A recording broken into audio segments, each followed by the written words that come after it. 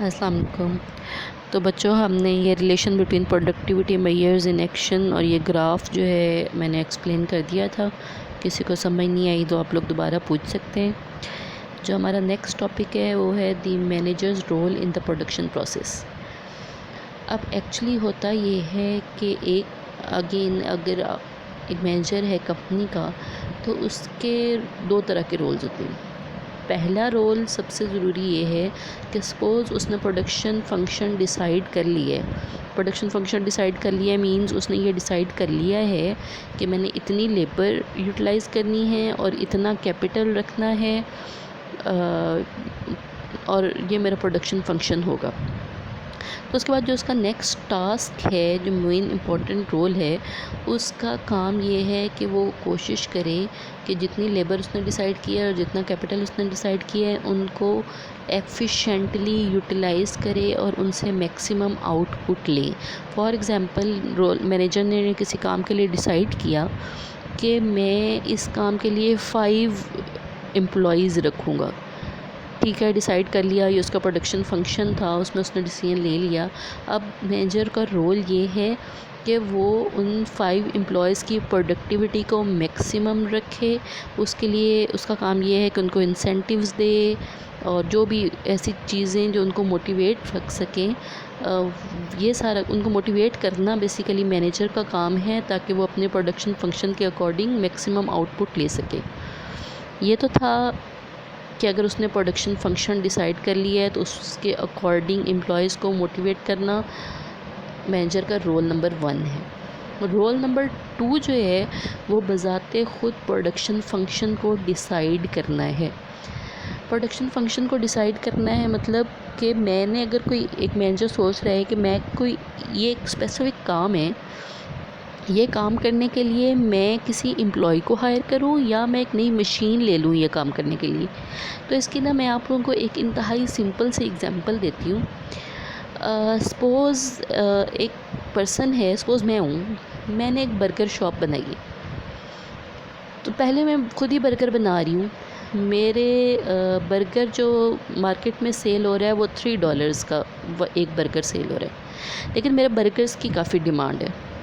मैं सोचती हूँ कि मैं ख़ुद इतने बर्गर्स नहीं बना सकती, मतलब लोग मेरे पास आते हैं और मैं रिफ़्यूज़ कर देती हूँ कि बस बर्गर ख़त्म हो गए हैं, तो इट्स बेटर कि मैं एक और पर्सन को अपने पास एज एन एम्प्लॉय रख लूँ। तो अब मसला ये है कि मैं सोचूंगी ठीक है, मैंने बंदा भी ढूंढ लिया। मैंने उससे पूछा कि तुम कितनी सैलरी लोगे? उसने कहा मैं $400 लूँगा पर वीक। अब मेरे माइंड में क्वेश्चन ये है, ज़रा आप नोट डाउन कर लें। क्वेश्चन ये है कि मेरा एक बर्गर सेल होता है $3 का, और मेरा वो जो एम्प्लॉई है वो मुझसे मांग रहा है $400 पे पर वीक। तो मैंने ये सोचना है कि क्या इस बंदे को रखने की वजह से मेरे बर्गर्स की सेल इतनी हो जाएगी कि मैं इसको $400 देना वारा खाता है। मतलब मैं रखूँ इसको या ना रखूँ, इसका डिसीजन इस बात पे होगा कि मेरा 400 पूरा होगा या नहीं होगा। तो अब मैं वो कैसे कैलकुलेट करूँ? कॉमन सेंस ये कहती है कि मैं एस्टिमेट लगाऊंगी कि ये बंदा कितने बर्गर बना सकता है एक वीक में।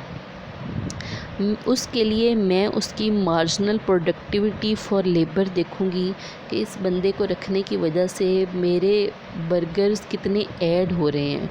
मार्जिनल प्रोडक्टिविटी होती है कि एक एम्प्लॉय की वजह से प्रोडक्टिविटी में कितना इजाफा हुआ है। सिमिलरली एक बंदे को रखने की वजह से मैं कितने एक्स्ट्रा बर्गर बना सकती हूँ, वो उसकी मार्जिनल प्रोडक्टिविटी है।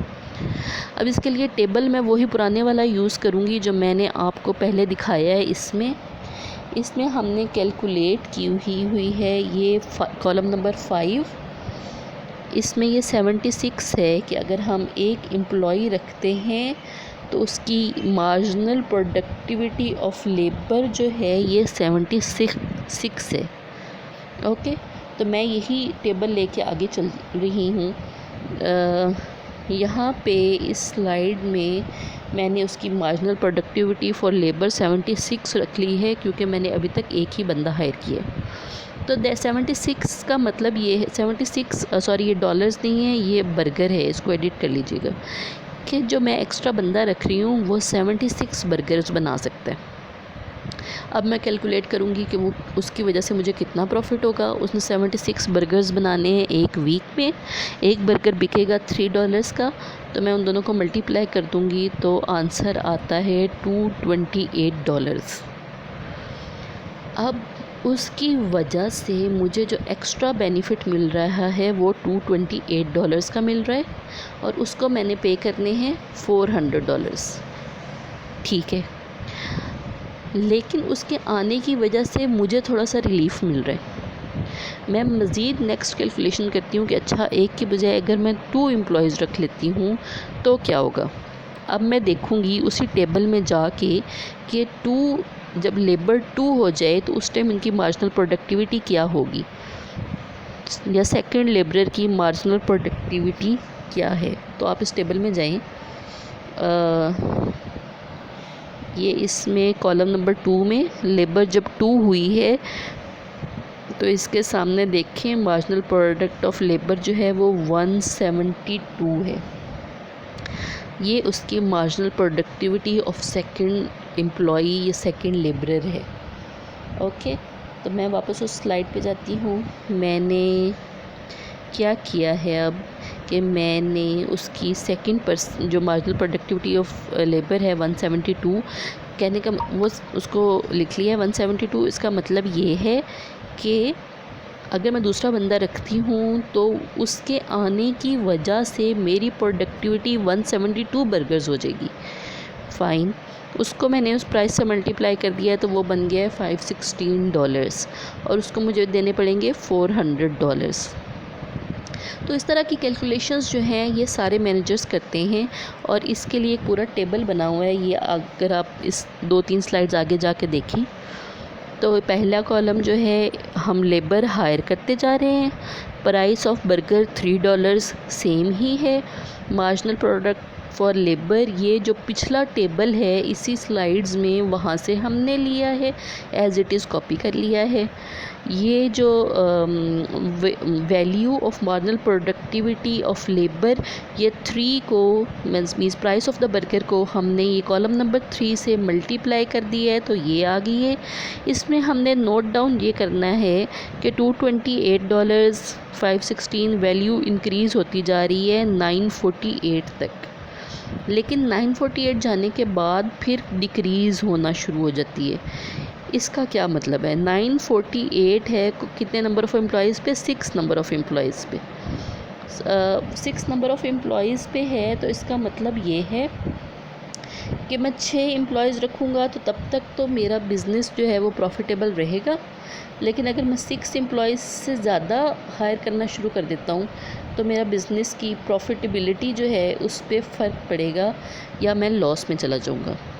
ठीक है, तो मेरे लिए मैक्सिमम बेस्ट पॉसिबल जो है वो है 6 एम्प्लॉयज़, तो मैं 6 एम्प्लॉयज़ हायर करूँगा। तो this is the role of the manager. या आप इस पे देख लें जो हम सबसे पहले स्लाइड शुरू की थी कि मैनेजर का पहला रोल तो हमने डिसाइड कर लिया था कि जो प्रोडक्शन फंक्शन उसने डिसाइड किया है उसके अकॉर्डिंग एम्प्लॉयज़ की प्रोडक्टिविटी को रखे, और दूसरा ये था कि उसने प्रोडक्शन फंक्शन की रेशो को डिसाइड करना है कि कितनी लेबर हो और कितना कैपिटल हो। तो उसका तरीका यही है कि वो वैल्यू निकालेगा जिसको हम कहते हैं कि ये इन बुलेट पॉइंट्स में लिखा हुआ है, use the right mix of inputs to maximize profits when labor or capital vary in the short run. The manager will hire labor until the value of marginal product of labor, ये वही value है जो हम यहाँ पे calculate कर रहे हैं। Value of marginal product for labour ये वही लिखा हुआ है, value of marginal product for labour उसकी वेजेस के इक्वल हो। वेजेस मींस वो सैलरी, वो 400 रुपीज़ जो हमने उसको देने हैं। ठीक है, तो या तो लेबर की मार्जिनल प्रोडक्ट की value of marginal product of labour उसके वेजेस के इक्वल हो या फिर उससे ज़्यादा हो तो वो बेस्ट पॉसिबल सॉल्यूशन है, और दूसरा या फिर वो उसकी बजाय एम्प्लॉय की बजाय कैपिटल इंक्रीज़ कर ले, मीन्स एक नई मशीन लगा ले बर्गर बनाने की बजाय किसी एम्प्लॉय को हायर करने के। ये वाली जो स्लाइड है ये इन स्लाइड्स में नहीं है, ये मैंने थोड़ा सा आप लोगों को एक्सप्लेन करने के लिए ऐड की है। और ये एक उन्होंने न्यूमेरिकल सॉल्व किया हुआ है, इसी टाइप का ही है, जो आप इसको एक दफ़ा देख लीजिएगा और अपने हाथ से खुद सॉल्व कर लीजिएगा। और ये वो टेबल है, ये ज़रा इसकी फॉर्मेटिंग चेंज हो गई है, ये आप लोग अपने पास देख लीजिएगा कहाँ से मिलता है। और ये अलजेब्रिक फॉर्म्स ऑफ हम प्रोडक्शन फंक्शन नेक्स्ट लेक्चर में करेंगे। Thank you so much.